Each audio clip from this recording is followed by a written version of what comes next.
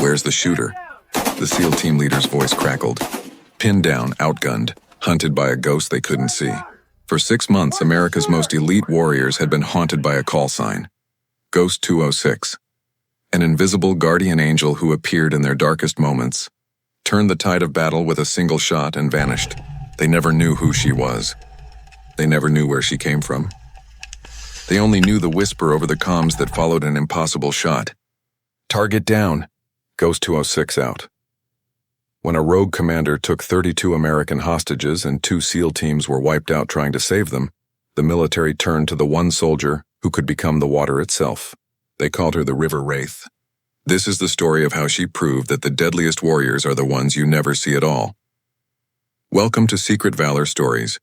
If you believe these silent protectors deserve to have their valor known, support our mission by hitting that subscribe button and ringing the notification bell.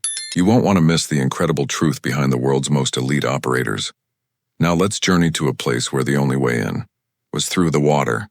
The air in the Joint Special Operations Command JSOC conference room at Fort Liberty, North Carolina, was thick with failure. 15 men, Delta Force operators, SEAL team leaders, Green Berets, stared at the satellite images of a fortress in Helmand Province, Afghanistan. The images showed a death trap, a compound surrounded by open poppy fields and crisscrossed by irrigation canals. Inside, 32 American contractors were held by Hassan Rahimi, a rogue Afghan commander trained by the very men in this room. He knew their playbook. And he'd already used it to kill 2 SEAL teams sent to get them back. Standing at attention, ignored in the corner of the room, was Staff Sergeant Raven Blackwood. At 28, her Native American features were carved sharp by years in combat zones. She was an instructor at the U.S. Army Sniper School, the youngest ever selected for JSOC's specialized sniper program, and the ghost they called when all other options failed. General Morrison opened her file. It was a roadmap of modern warfare: Iraq, Afghanistan, Syria. 3 Bronze Stars with V device, a Silver Star pending upgrade. But the file didn't tell the real story. It didn't mention the call sign Ghost 206, the phantom sniper who had spent 4 years operationally attached to JSOC, saving units from annihilation before melting away. They called her the River Wraith, a name born on the Blackfeet Reservation in Montana, where her grandfather, a Vietnam-era Marine Force recon sniper, raised her. He taught her the old ways, not just how to shoot, but how to become part of the land. He taught her about water. For the Blackfeet, water is a sacred realm, a place of power, a shield, and a weapon. By 14, she could hold her breath for 4 minutes and track a man through a forest without breaking a twig. Her skills were instinctual, honed by a warrior tradition that predated the United States itself. At the U.S. Army Sniper School at Fort Benning, instructors were baffled. She didn't just calculate shots. She felt them, as if she could see the bullet's path before she fired. Her legend grew during Operation Iron Thunder in Syria. For 14 hours, she held an overwatch position submerged in the Euphrates River, neutralizing 7 ISIS fighters who had ambushed a Delta Force squadron. Her longest confirmed kill that day was 1,240 meters with a Remington MSR chambered in. T8 Lapua Magnum, a shot that bordered on impossible. General Morrison closed her file. Delta wants to breach at night. The SEALs want an air assault. Both plans mean casualties. Rahimi knows both playbooks. Raven's voice cut through the silence, quiet but firm. What's the water temperature in those canals? A Delta major laughed. You're not seriously suggesting 62 degrees Fahrenheit, Raven stated, her voice flat.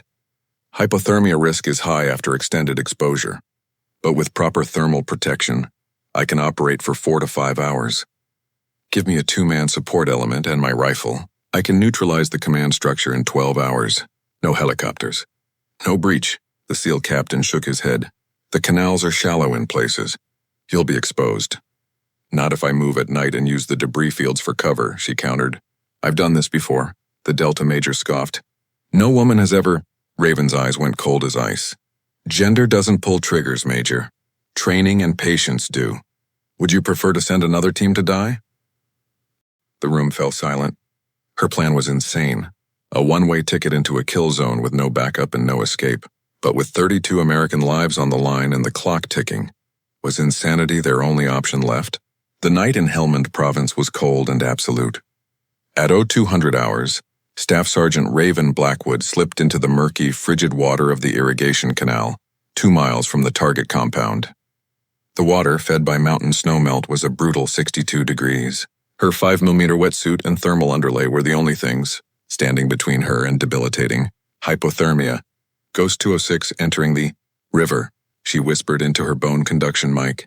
Far behind her, Master Sergeant Williams and Sergeant First Class Torres watched her thermal signature on their screens. A faint warmth that quickly faded into the background noise of the cold earth. This was Raven's world. The lessons of her grandfather echoed in her mind. The river doesn't fight the rocks, child. It goes around, under, through. Be the river. She became the river. Using a closed-circuit rebreather that left no bubble trail, she moved through the deeper channels, a silent shadow in the dark water. The current was her ally, the murky depths her camouflage. 90 minutes in, the cold began its assault. Her core temperature dropped to 95 degrees. Shivering threatened to betray her position. But years of conditioning and sheer force of will kept it at bay. The cold is just another environment, her grandfather's voice reminded her. She reached her final position, a collection of storm debris in a canal bend, 450 meters from the main compound. Slowly, silently, she eased the waterproofed casing of her Remington MSR onto a stable piece of wreckage. Through her scope, she began her work. For hours she watched, motionless. She counted 17 guards, memorizing their patrol routes, their habits, their moments of inattention. At 0400, Hassan Rahimi emerged to pray. She had a clear shot, but the hostages were still unaccounted for. She held her fire. The voice of Williams crackled in her ear. Predator imagery shows thermal anomalies in the northwest building, lower level. Raven watched as Rahimi walked to that exact building. 2 guards followed with food. She counted 32 portions. They were alive. As the first hint of dawn threatened the eastern sky, the compound stirred. At 0530, Rahimi emerged again, this time with a video camera and 2 guards. They dragged an American contractor from the building and forced him to his knees. Raven's world narrowed to the reticle in her scope. Her core temperature was now 93 degrees, clinically hypothermic. Her hands, though steady, were numb. The shot was 447 meters. Rahimi raised a pistol to the hostage's head. This was it. 1 shot to start it all. Miss and 32 hostages would die. Time dilated. The world became a tiny circle of glass. Water dripped from her rifle barrel as she emerged, just enough to clear the optic. Her breathing slowed until her heartbeat seemed to vanish. Just as her grandfather had taught her, Rahimi began his propaganda speech. The first shot was the sound of judgment. The .338 Lapua Magnum round crossed the 447 meters in an instant, taking Rahimi through the temporal lobe. Before his body hit the dirt, Raven had already cycled the bolt with fluid. Practiced efficiency. The second shot took the camera operator center mass. The third shot dropped the guard holding the contractor.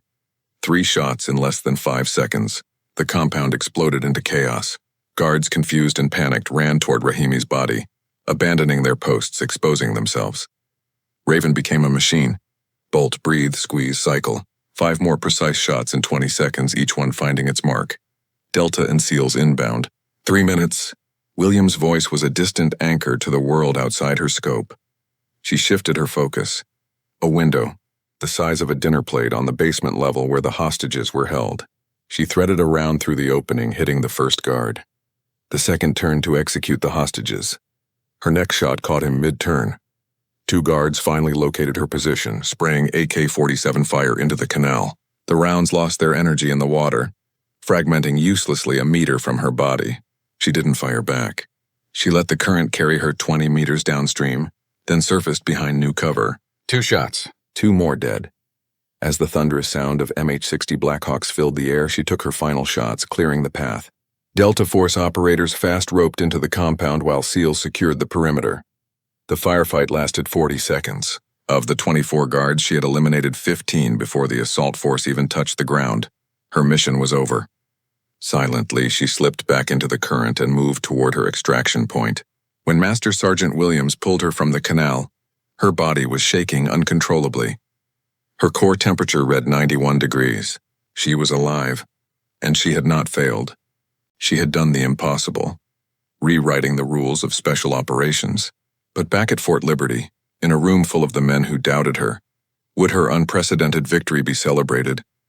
Or would the ghosts they relied on be sent back to the shadows? 6 weeks later, Staff Sergeant Raven Blackwood stood in the same JSOC conference room. This time there was no doubt, no condescension. The 15 men who had questioned her now stood and applauded. Pinned to her uniform was a newly awarded Silver Star. General Morrison handed her an envelope. "From the SEALs," he said. Inside was a check for $50,000, the pot from their betting pool, and a note. It read, "Ghost 206, you're invited to run our combat swimming course. We need to understand water operations like you do. Naval Special Warfare." The Delta Major, who had scoffed at her plan, approached, his face humbled. "I owe you an apology," he said quietly. "My brother was one of those contractors." Raven met his gaze and gave a simple nod. "No apology needed, Major. Just doing what I was trained for." Later, sitting by a river near Fort Bragg, she was on the phone with her nephew. "Aunt Raven, when are you coming home?" "Next week, little warrior," she said, a rare smile touching her lips. "I'll teach you to shoot just like great-grandfather taught me." "Will you tell me about the river?" he asked. She watched the water flow, timeless and powerful. "The river remembers everything, child," she said, "but it only shares its secrets with those who respect it." That night, a simple message circulated on the Special Operations Community's private network. The river Wraith is real, and she's ours. Staff Sergeant Raven Blackwood returned to teaching, her legend whispered in the halls of Fort Liberty but unknown to the world. Her story proves that true valor isn't about the medals you wear, but the lives you save when no one is watching. If this story of a true American shadow warrior inspired you, share it with someone who needs to see what a hero looks like. And for more untold legends, subscribe to Secret Valor Stories. Let us know in the comments what part of the River Wraith's journey amazed you the most.